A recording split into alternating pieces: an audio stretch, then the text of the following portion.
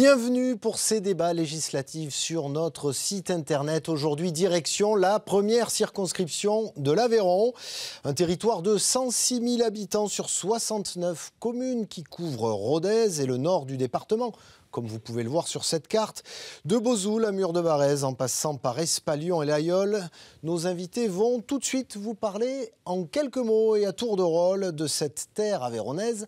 4 candidats pour ces élections législatives sur cette première circonscription aveyronnaise sont avec nous. Sarah Vidal, bonjour. Bonjour. Vous êtes la candidate du Parti socialiste. Comment vous le décrivez, ce territoire sur lequel vous faites campagne ? Alors je dirais que c'est d'abord une circonscription qui est immense puisqu'elle compte 69 communes. 69 communes sur lesquelles d'ailleurs je me suis rendue depuis 6 mois pour aller à la rencontre de ses habitants, des acteurs de la vie économique et associative et des élus. Et je dirais que ce n'est pas un territoire mais ce sont des terroirs.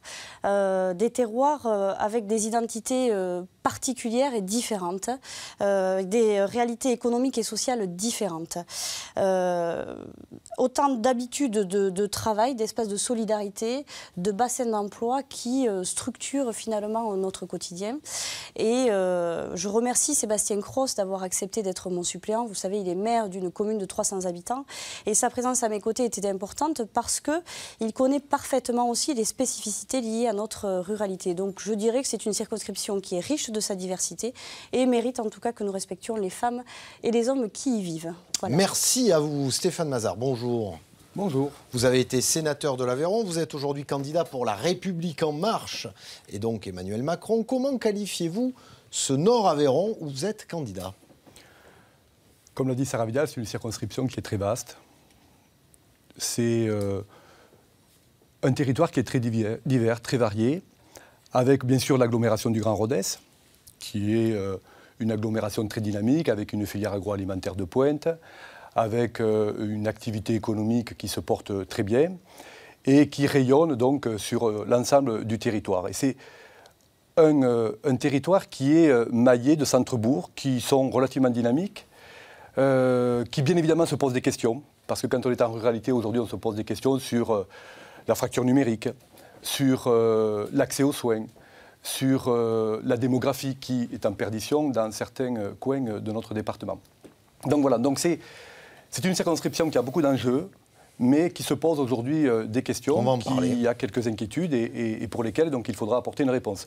Mais juste pour dire sur cette circonscription, c'est qu'on est sûrement sur une circonscription exemplaire, parce qu'encore une fois, la balance commerciale de cette circonscription elle est excédentaire, parce qu'on produit plus d'électricité qu'on en consomme, parce que la démographie, comme je l'ai dit, dans certains endroits de notre département, elle est positive.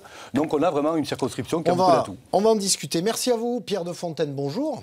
Bonjour. Vous porterez les idées de Jean-Luc Mélenchon et de la France Insoumise. Quelques mots sur votre terre. Je dirais d'abord de la France Insoumise. D'abord de la France Insoumise, alors. Vous n'êtes pas candidat sur Marseille, voilà. Oui. Je suis candidat sur l'Aveyron, effectivement. Quel portrait vous dessineriez de ce territoire ? Je ne vais pas répéter ce qu'ont dit mes adversaires. J'ai plutôt envie de parler des habitants de cette circonscription. Qu'ils soient salariés, fonctionnaires ou pas, chômeurs, retraités, agriculteurs, artisans, commerçants, enfin, quelles que soient leurs activités, ils sont très différents tous les uns les autres, bien sûr, mais ils ont un point commun, c'est qu'on ressent le souci, l'inquiétude de l'avenir, une préoccupation qu'on retrouve un peu partout. Pour eux, bien sûr, et pour leurs enfants. Et moi, c'est un peu cette préoccupation de la vie quotidienne que j'ai envie d'amener dans l'Assemblée nationale. C'est un peu pour ça que je me présente ici dans ces élections. Dans mon cas, c'est la première fois que je me présente à une élection, quelle qu'elle soit. Merci à vous. Enfin, le Front National est également représenté sur ce plateau avec vous, Mathieu Dannen. Bonjour. Oui, bonjour. Même question qu'à nos autres invités. Votre regard sur ce territoire ? Eh bien, écoutez, un regard d'admiration, parce qu'effectivement, ce territoire est un territoire authentique.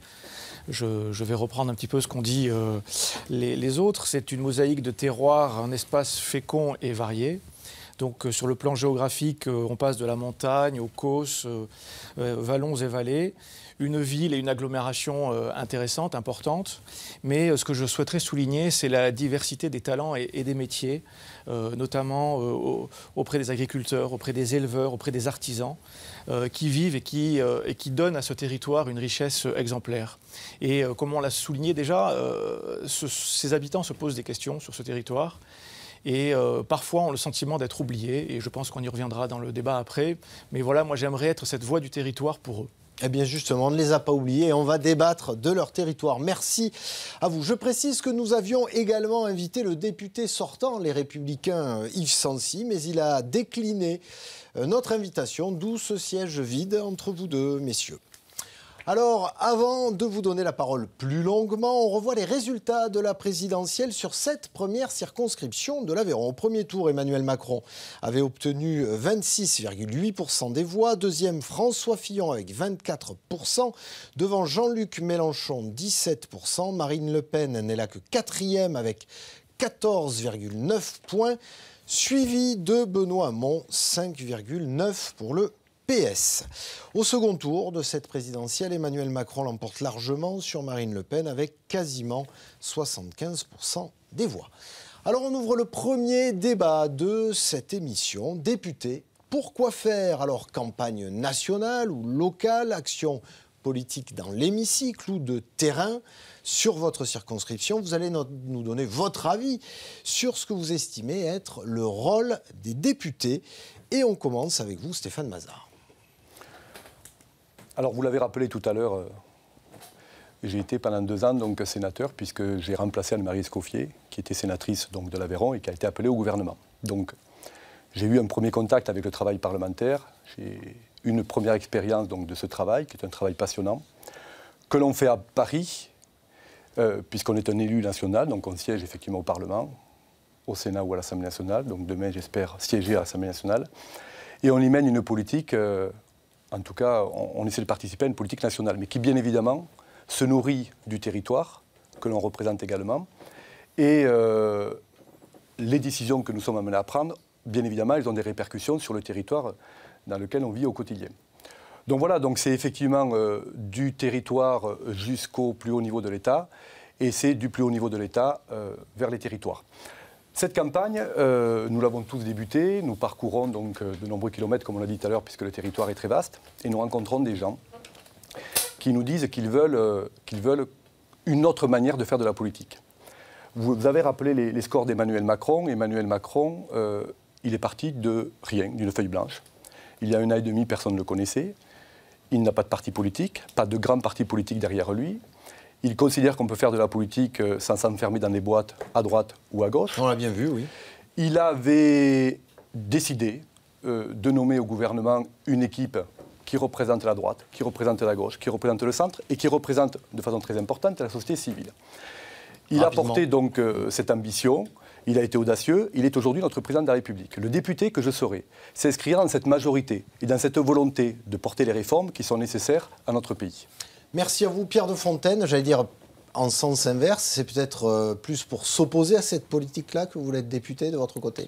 Effectivement, sauf que ma candidature a été posée bien avant qu'on ait les résultats des présidentielles, de la qui ont été tout à fait imprévus, et je pense que l'imprévu peut se produire dans les semaines qui viennent. Alors, pour en revenir à la question, pourquoi faire? Les députés, quand même, justement, les députés, ils approuvent la liste du gouvernement. Ils votent les budgets. Les députés décident finalement de la politique qui sera menée dans les 5 ans qui viennent. Et c'est cette politique que moi j'ai l'ambition de contrer, s'agissant de celle de Macron, de M. Mazard, et pour en proposer une autre. Parce que, je vous l'ai dit tout à l'heure, moi ce que je veux, c'est faire entrer les préoccupations de la vie quotidienne dans la politique. Ce que je pense que les politiques d'hier, mais également les politiques d'aujourd'hui dans le cas d'En Marche, ont complètement oublié. Et pour ça, si vous voulez, améliorer la vie des gens, c'est ça mon but principal. Bon, alors, il y a beaucoup de choses à faire pour améliorer les gens. On verra concrètement. Oui, bien sûr, mais quand même, en 2 mots, la première des choses à faire quand même, c'est de relancer l'économie. L'économie qui patine depuis des années, des quinquennats, je dirais, et qui patine pour une raison très simple finalement. C'est pour qu'elle avance, l'économie, il faut qu'elle marche sur ses 2 jambes. Excusez-moi. Je vous en prie. On attend de savoir sur quelles jambes marche cette économie. Non, mais justement. Alors, l'économie telle qu'elle a été décidée par nos derniers présidents, c'était l'économie de l'offre. Ça, c'est une jambe. Bien entendu que c'est important, l'offre. Mais la demande est également importante. Une économie qui ne marche que sur une jambe, c'est une économie unijambiste qui n'avance pas. C'est ce qu'on a constaté pendant les 2 derniers quinquennats. Alors, on avancera aussi dans le débat, on y reviendra sûrement sur cette ligne-là. J'ai beaucoup de choses à dire là-dessus. Mathieu Dannen, député, pourquoi faire ? Alors, permettez-moi d'abord... Je vous rappelle que vous n'hésitez pas à débattre si vous n'êtes pas d'accord avec votre collègue, puisqu'on n'est pas là sur une série de professions de foi, on est là sur un débat. Député, pourquoi faire ? Député, pourquoi faire, oui, mais je m'étonne que le député sortant ne soit pas là et n'ait pas répondu présent à l'invitation. Il laisse orphelin son électorat. Je trouve que c'est malheureux. On aurait pu avoir effectivement une présentation du travail qu'il a fait pendant ses 3 mandatures, puisqu'il se présente à la 4e. Donc je trouve ça assez étonnant et... peut-être aussi un manque de respect de sa part pour cette circonscription si importante pour l'Aveyron.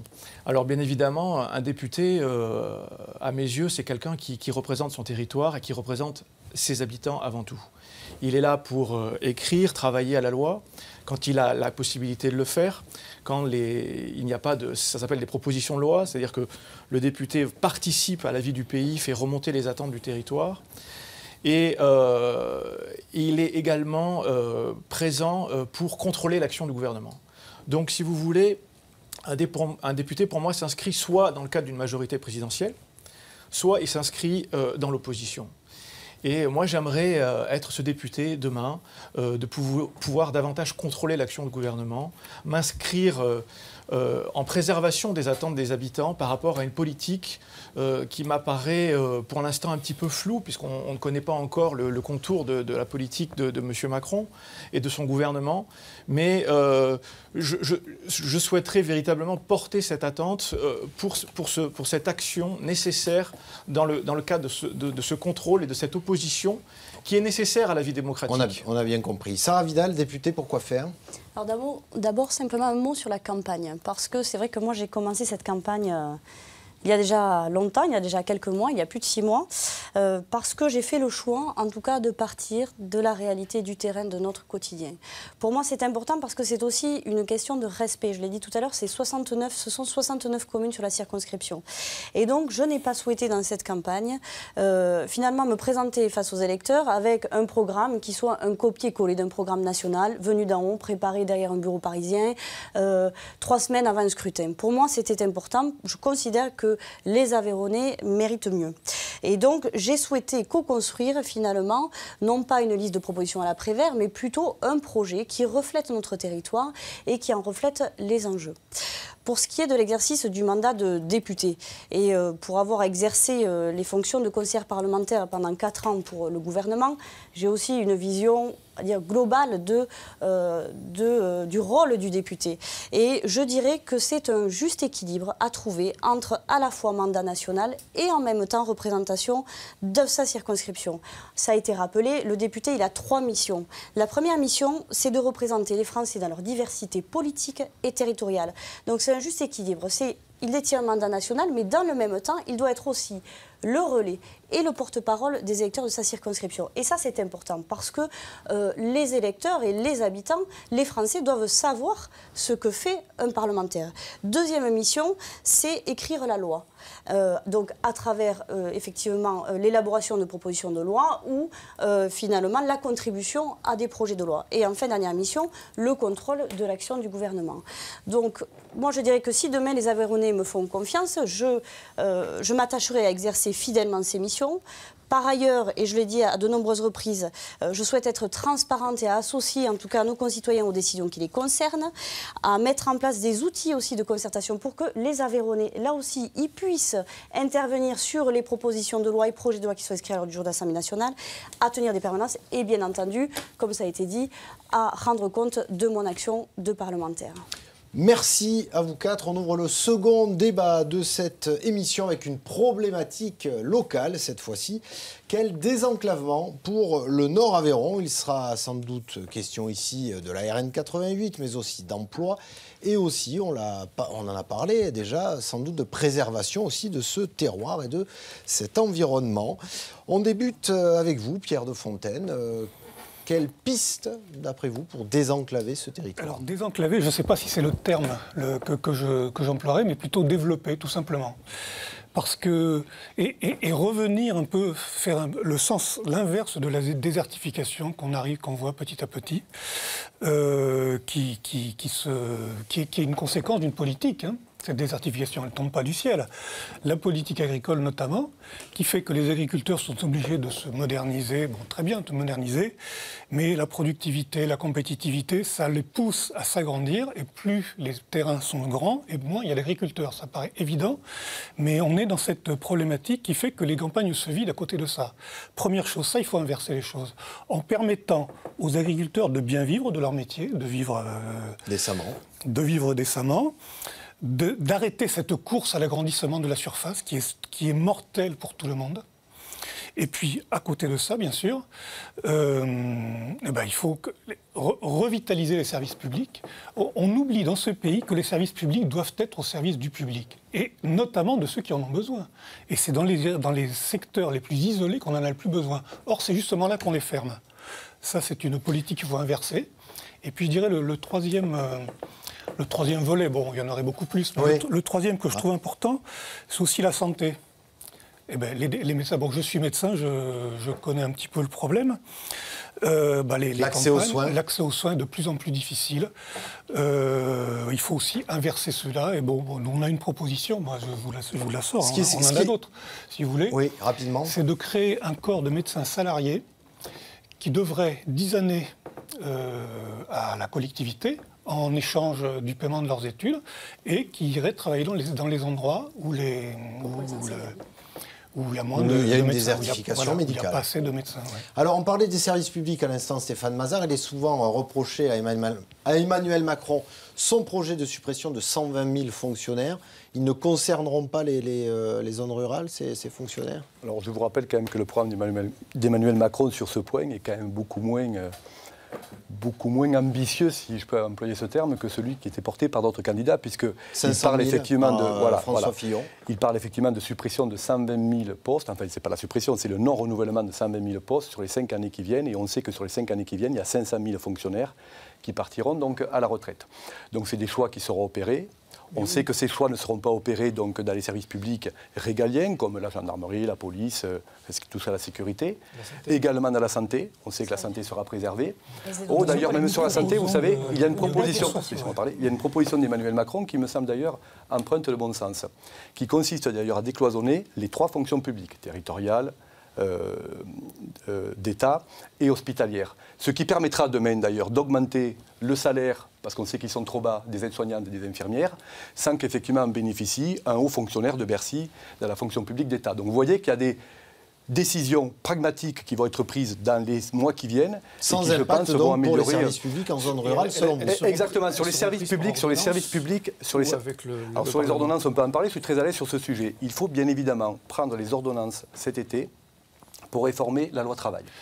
À partir du moment où Emmanuel Macron a mené sa campagne en disant que ce pays est sclérosé, qu'il faut réformer, qu'il faut libérer les énergies, qu'il a ciblé effectivement 2-3 réformes de bon sens du code du travail. Si on estime que c'est bon pour le pays, si on a fait campagne si on a été élu sur ce programme-là, si on a la légitimité démocratique, et si c'est donc utile pour le pays, si les Français ont validé ces dispositions qui sont utiles pour le pays, il faut les mettre en place tout de suite, parce qu'il faut que les effets soient au rendez-vous dans les mois qui viennent et qu'on n'attende pas. Ce pays a besoin d'être réformé. Si on ne réforme pas le pays, dans 5 ans, on a un deuxième tour entre l'extrême droite et l'extrême gauche. Sarah Vidal, on avait eu le 49-3 avec la majorité socialiste. On risque d'avoir des ordonnances? Alors moi, j'y suis tout à fait opposée, parce que d'abord, il y a le respect pour moi du débat parlementaire, et puis si on se pose la question... Le Parlement sera saisi, Sarah Vidal. Oui, il sera saisi, mais je trouve que c'est un sujet qui est beaucoup trop important pour qu'on décide de légiférer par ordonnance en la matière.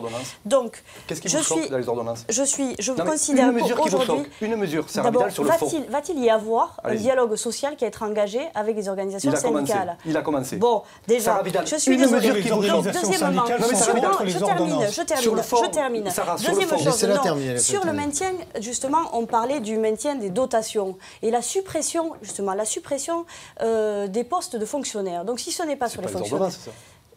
Non, mais on va revenir au territoire. On parlait en effet de la suppression du nombre de fonctionnaires. Si ça ne s'opère pas sur des fonctionnaires d'État, donc ça va finalement, cette suppression de postes, elle va s'opérer sur quoi? Sur des fonctionnaires dans des collectivités territoriales. Type conseil départementaux, régions. Exactement. Or moi, je suis pour le maintien, je considère que le maintien des dotations aux collectivités est très important. Pourquoi? Parce qu'on sait qu'aujourd'hui, les collectivités représentent 75% de l'investissement public. Qu'est-ce que c'est? Quand une collectivité, demain, elle passe un marché, elle a un projet, elle passe un marché, ce sont des entreprises qui répondent. Derrière, ce sont des salariés qui sont recrutés. Derrière, ce sont des citoyens qui consomment, c'est du pouvoir d'achat directement réinvesti. Et moi, je ne fais pas partie de ceux qui sont pour ces non-renouvellements de postes. Et d'ailleurs, on l'a vu très récemment au conseil départemental, puisque le conseil départemental de l'Aveyron, nous sommes collègues avec M. Mazard. Je termine. Et Mathieu Dannen va nous avons eu à nous prononcer sur la suppression de postes. Nous étions en désaccord parce que moi... Et par contre, à la mairie de Rodez, c'est la même politique de réduction des effectifs que vous votez dans la majorité de la mairie de Rodez. Pas du tout, nous avons augmenté la masse salariale de 6% à la ville de Rodez. On a supprimé des postes. Mathieu Dannen, sur cette question qu'on vient d'aborder. Alors le désenclavement, pour moi, il est essentiel pour notre territoire. Effectivement, on peut parler du désenclavement routier, on peut parler effectivement de l'installation du haut débit pour irriguer effectivement tout le milieu rural, notamment en haut débit, en téléphonie mobile, puisqu'il y a encore des zones blanches ou grises, comme on peut les appeler. Mais pour moi, si vous voulez, la priorité, et on l'a vu, nous sommes là entre trois candidats de gauche, un ancien sénateur radical socialiste, une candidate socialiste, un candidat communiste. Donc, vous... C'était sur la Troisième République radical socialiste, c'est radical de gauche. Radical de gauche, voilà. Bon, bah alors, voilà. PRG. Donc, si vous voulez, moi, je me... caricaturer un petit peu non, mais si vous... Attendez, on va le laisser terminer son... J'ai écouté tout le monde, je vais essayer de répondre. Donc sur les fractures, donc, pour moi le désenclavement principal qu'il faut, c'est le désenclavement politique. Il faut changer de génération. Nous avons un député sortant... Mais quelles conséquences concrètes pour la population? Justement, il faut une nouvelle voie pour le territoire, parce qu'un député, aujourd'hui, certes, il doit avoir peut-être une expérience, mais il ne doit pas cumuler les mandats. Monsieur Mazard cumule les mandats, ancien sénateur, maire adjoint, conseiller départemental. Donc, effectivement, on peut s'étonner du renouvellement dans le camp d'En Marche sur les pratiques politiques. Sarah Vidal est également élue. Moi, je revendique, comme Emmanuel Macron, cette inexpérience politique. Comme M. Desfontaines, je me présente pour la première fois à une élection législative. Et donc, effectivement, je crois qu'il y a une attente forte. Moi, je me considère comme un homme de droite. Je me considère comme quelqu'un qui veut changer les choses et qui veut apporter peut-être un nouveau regard sur ce territoire. Stéphane Mazard, un point rapide sur le désenclavement, parce que finalement, Pierre de Fontaine a donné ses propositions, mais concrètement, j'aimerais parler quand même du Code du travail et des ordonnances. Oui, mais alors là, on est plus sur le désenclavement. Assumez quand même d'être à la droite de la droite et d'être à l'extrême droite, vous êtes au Front National, d'accord? Donc vous assumez cette position qui est quand même assez singulière dans le paysage politique français. Sur le cumul de mandats, soyons très clairs. Monsieur Dannen, ça fait que 10 ans, même pas 10 ans. J'ai commencé la politique en 2008. Répondez vite, sinon vous n'aurez pas le temps de donner vos propositions pour désenclaver le Nord-Aveyron. Et alors, si vous voulez parler du cumul de mandats, sachez que je suis le seul à avoir fait, pendant 2 ans où j'ai été à la fois sénateur et adjoint à la ville de Rodez, je n'ai pas cumulé mes indemnités, je suis le seul à avoir spontanément fait ceci. Bon, vos pistes de désenclavement pour le Nord-Aveyron, Sarah Vidal. Alors, d'abord, c'est vrai qu'en termes d'emploi, puisque c'est vrai que l'Aveyron est un territoire dynamique, on le sait, on a quand même un taux de chômage qui est inférieur à la moyenne nationale, autour de 7%. Mais c'est vrai, quand même trop important. Mais qui est trop important, je suis d'accord. Mais il y a une réalité qui est beaucoup plus complexe. Et puis, nous sommes un territoire rural enclavé. Pourtant, en Aveyron, quand on sillonne la circonscription, il y a, et tout le département, il y a des emplois qui ne sont pas pourvus. Moi, j'ai rencontré je ne sais combien de chefs d'entreprise, d'artisans, qui ont des carnets de commandes remplis. On a aujourd'hui des entreprises, je pense à la Forge de l'Aïole, qui a un projet d'extension qui va recruter 60 personnes. La Sobac à la Loubière, pareil, qui est en train de recruter du personnel. Il y a des exploitants agricoles aussi, des commerçants qui cherchent des repreneurs.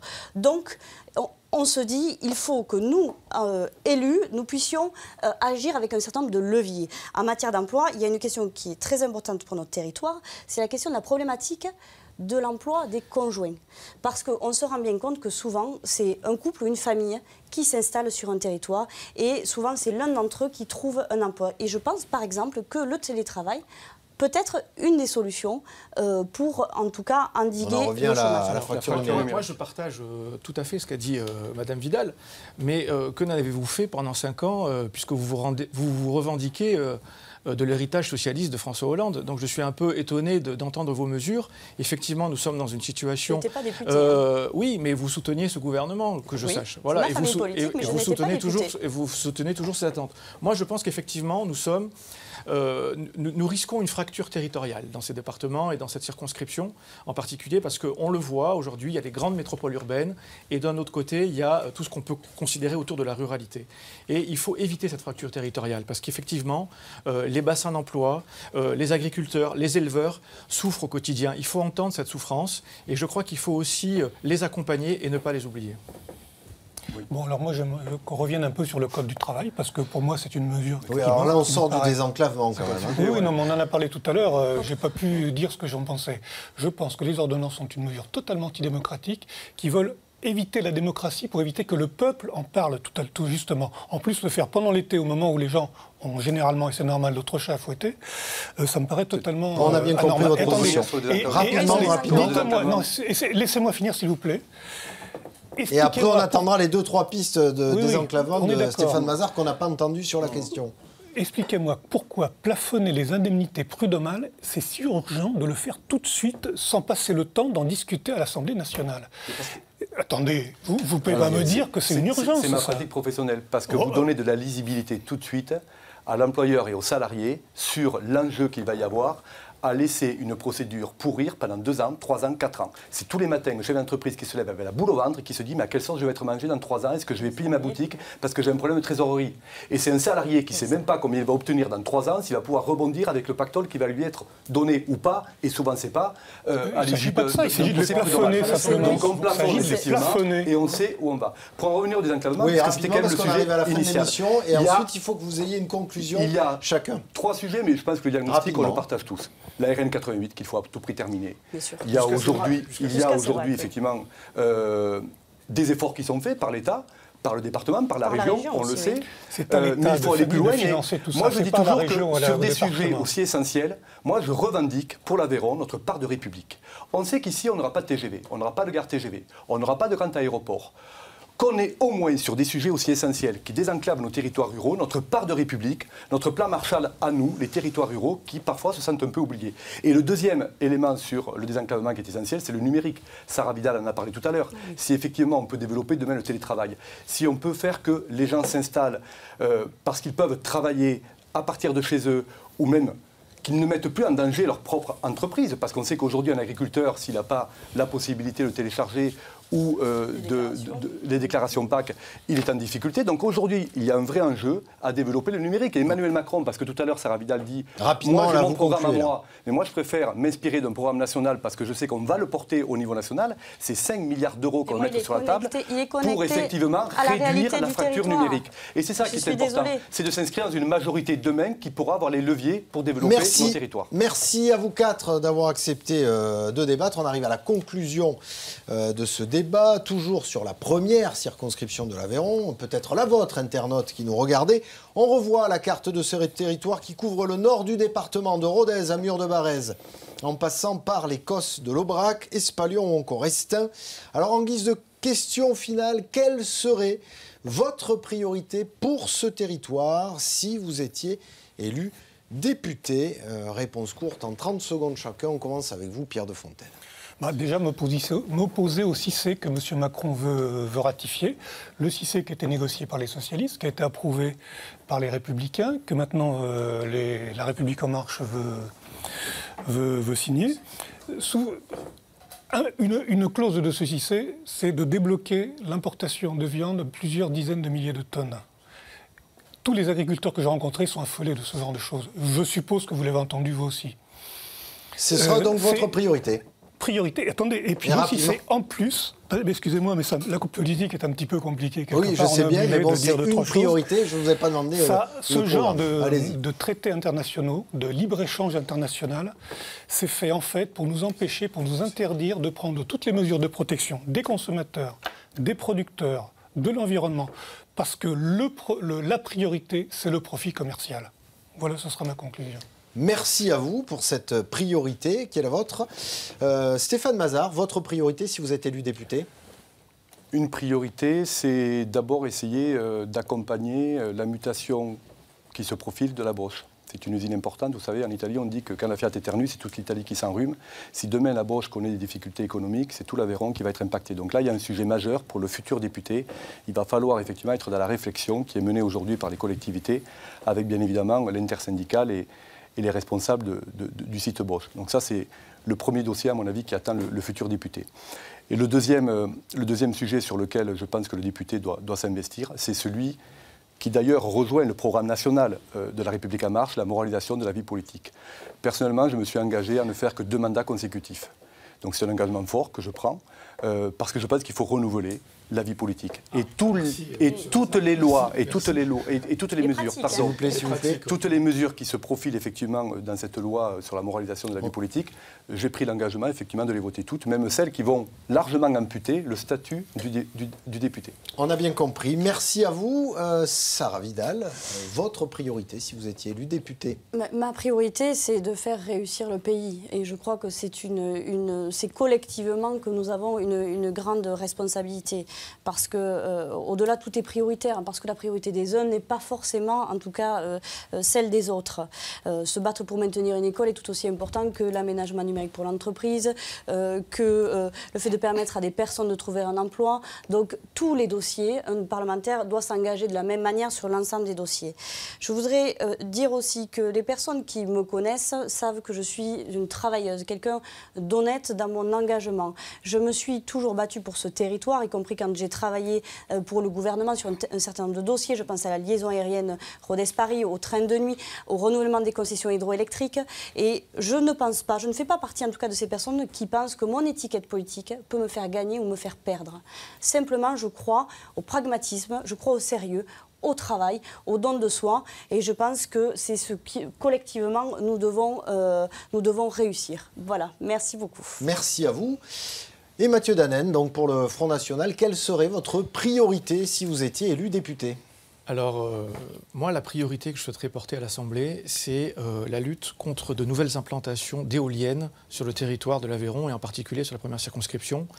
J'ai été alerté par une association de sauvegarde et de lutte contre de sauvegarde du paysage et de lutte contre les éoliennes, notamment sur les palanges. Je sais qu'il y a actuellement sur le Causse-Comtal des projets en cours.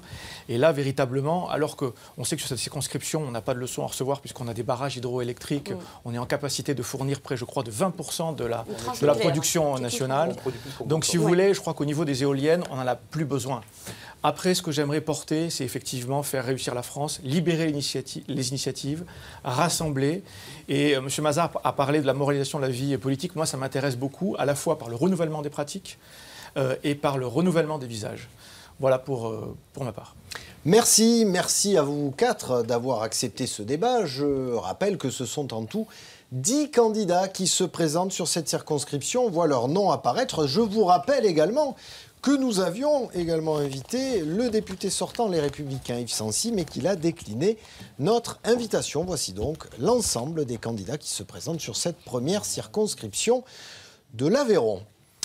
Merci à vous, bonne fin de campagne à tous, une campagne que vous pouvez évidemment suivre sur notre site internet ainsi que dans nos éditions régionales, avec évidemment les temps forts et tous les résultats les 11 et 18 juin prochains, à la fois sur notre antenne et sur le web. D'ici là, à bientôt.